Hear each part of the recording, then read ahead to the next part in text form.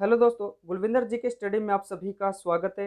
दोस्तों, आज का यह वीडियो बहुत ही स्पेशल और बहुत ही खास है क्योंकि आज के इस क्लास में हमने हिंदी के प्रमुख लेखक कवियों के जो है ना महत्वपूर्ण रचनाओं के बारे में जो है जानकारी दिया है, क्योंकि इनसे हिंदी से जो है लेखक कवियों की रचनाओं के बारे में प्रत्येक परीक्षाओं में जो है क्वेश्चन पूछे जाते हैं। तो दोस्तों, वीडियो बहुत ही इंपॉर्टेंट होने वाला है, इसलिए वीडियो को बिल्कुल भी अधूरा करके या स्किप करके मत देखना। वीडियो को शुरू से लेकर अंत तक देखना। और हाँ दोस्तों, अगर आप में से भी कोई SSC, railway, banking, army, police जैसे सरकारी नौकरी की यदि आप तैयारी कर रहे हैं तो हमारे चैनल गुलविंदर जी के स्टडी को अभी सब्सक्राइब कर ले, क्योंकि परीक्षाओं में पूछे जाने वाले महत्वपूर्ण जीके, जीएस और करंट अफेयर के प्रश्न हम आपके लिए लाते रहते हैं। दोस्तों, इस वीडियो में हमने टॉप 20 लेखक कवियों की जो है रचनाओं के बारे में हमने बताया है। तो आइए दोस्तों, पहले रचनाओं के बारे में जानते हैं, क्वेश्चन के बारे में जानते हैं। देखिए दोस्तों, सबसे पहले है सूरदास के बारे में। सूरदास की रचनाएं पूछा जाता है। सूरदास की जो रचनाएं हैं, सूर सागर है, सूर सरावली है और साहित्य लहरी जैसी रचनाएं जो है सूरदास द्वारा की गई है। प्रश्न नंबर 2, तुलसीदास की प्रमुख रचनाएं कौन कौन सी है? तो तुलसीदास की जो बहुत प्रसिद्ध रचना है रामचरितमानस, जो कई बार परीक्षाओं में पूछा जाता है। इसके अलावा कवितावली और गीतावली जैसे विनय पत्रिका जैसे जो है ना रचनाएं भी तुलसीदास की गई है। प्रश्न नंबर तीसरा देखिए दोस्तों, मलिक मोहम्मद जायसी की प्रमुख रचनाएं कौन सी है? तो मलिक मोहम्मद जायसी की प्रमुख रचनाओं पद्मावत जो है बहुत प्रसिद्ध रचनाओं में से एक है और कई बार परीक्षाओं में पूछे जाते हैं। इसके अलावा आखिरी सलाम भी कई बार परीक्षण जो है पूछ लिया जाते हैं। तो याद रखना दोस्तों, पद्मावत पूछा जाए तो मलिक मोहम्मद जायसी इसके रचयिता होंगे। अगले प्रश्न की तरफ बढ़ते हैं। प्रश्न नंबर 4, मैथिली शरण गुप्त की रचनाएं जानते हैं दोस्तों।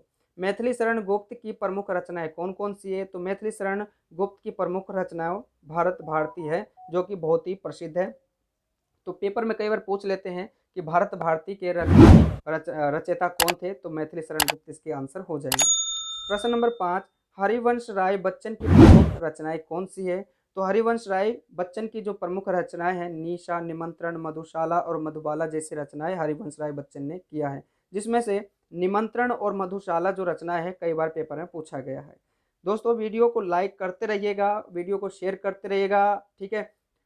आपका एक लाइक और आपका जो शेयर है, हमारे को एक मोटिवेशन मिलता है दोस्तों। तो प्लीज़ इसे लाइक करते रहिएगा और शेयर करना ना भूलें, ठीक है।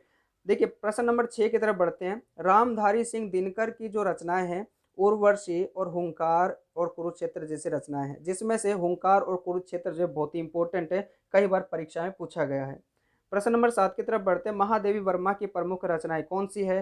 तो यामा, निहार और निर्जा जैसी प्रमुख रचनाएं हैं, जो कई बार पेपर में पूछा गया। निर्जा के रचयिता कौन थे? तो महादेवी वर्मा इसके उत्तर हो जाएगा। प्रश्न नंबर 8, सुमित्रानंद पंत की प्रमुख रचनाएं कौन सी है? तो सुमित्रानंद पंत की जो प्रमुख रचनाएं हैं, ग्राम्या, चितंबरा और गुंजन जो रचना है, ये सुमित्रानंद पंत ने किया है, ठीक है। अगले प्रश्न की तरफ बढ़ते हैं। प्रश्न नंबर 9, प्रश्न नंबर 9 है दोस्तों, देखिए यहाँ पे सूर्यकांत त्रिपाठी निराला बहुत ही इंपॉर्टेंट है। तो सूर्यकांत त्रिपाठी निराला की जो रचना है, जैसे अलका, अनामिका और राग विराग, बहुत ही इंपॉर्टेंट है अनामिका, कई बार परीक्षा में पूछा गया एसएससी के। तो याद रखना अनामिका के रचयिता कौन थे? तो सूर्यकांत त्रिपाठी निराला इसके उत्तर हो जाएगा, ठीक है।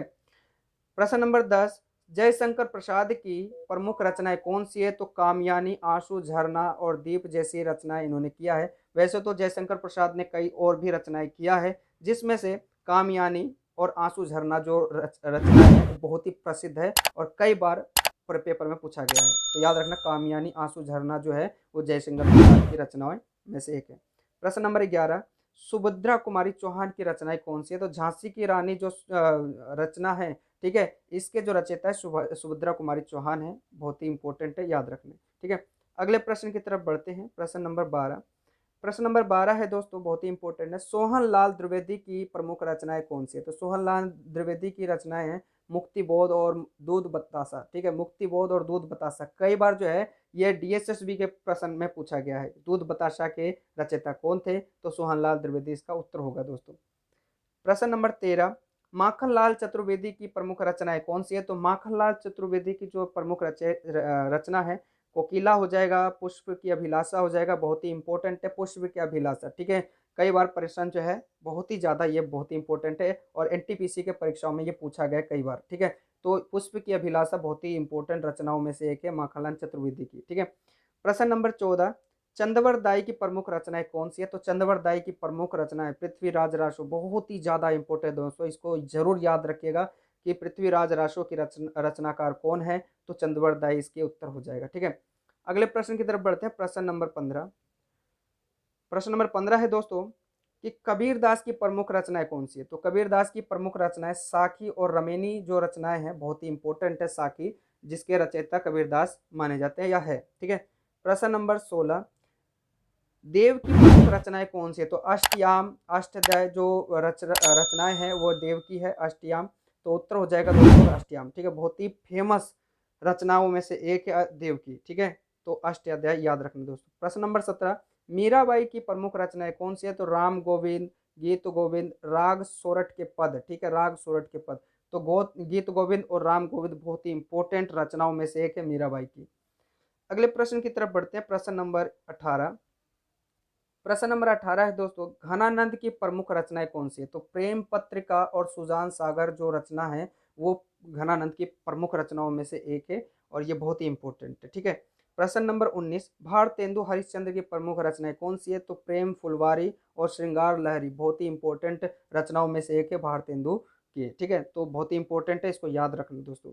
आखिरी प्रश्न है दोस्तों, देखिए, हजारी प्रसाद द्विवेदी की प्रमुख रचनाएं कौन सी है? तो अशोक के फूल, बहुत ही ज्यादा इंपॉर्टेंट है, एसएससी के, रेलवे के और कई तरह के परीक्षाओं में इसे पूछा गया है। ठीक है, तो इसे याद रखना दोस्तों, अशोक के फूल के रचयिता कौन थे? तो हजारी प्रसाद द्विवेदी इसके उत्तर होंगे। ठीक है, तो दोस्तों ये कुछ हिंदी के प्रमुख लेखक कवियों से जुड़े हुए रचनाएं थे जो पेपर में कई बार पूछे जाते हैं। आपको वीडियो कैसा लगा हमें कमेंट करके जरूर बताएं दोस्तों। और दोस्तों यदि आप चैनल पर नए हैं तो प्लीज़ हमारे चैनल को सब्सक्राइब कर ले और बेल आइकन को ऑन कर ले ताकि आने वाली सभी वीडियो आप तक जो है पहुंच सके। आज के क्लास में दोस्तों, आज के लिए आपका क्वेश्चन है, आपको बताना है कि गोदान गबन जो है उपन्यास, ठीक है, गोदान गबन उपन्यास जो है इसके रचयिता कौन थे? ठीक है, आप अपना जवाब हमारे कमेंट बॉक्स में जरूर दीजिए दोस्तों। ठीक है, फिर से प्रश्न को समझ लीजिए, गोदान गबन जो उपन्यास है इसके रचयिता कौन थे? आप अपना जवाब हमारे कमेंट बॉक्स में जरूर दीजिए। ठीक है, मिलते हैं दोस्तों एक नए वीडियो के साथ, तब तक के लिए जय हिंद।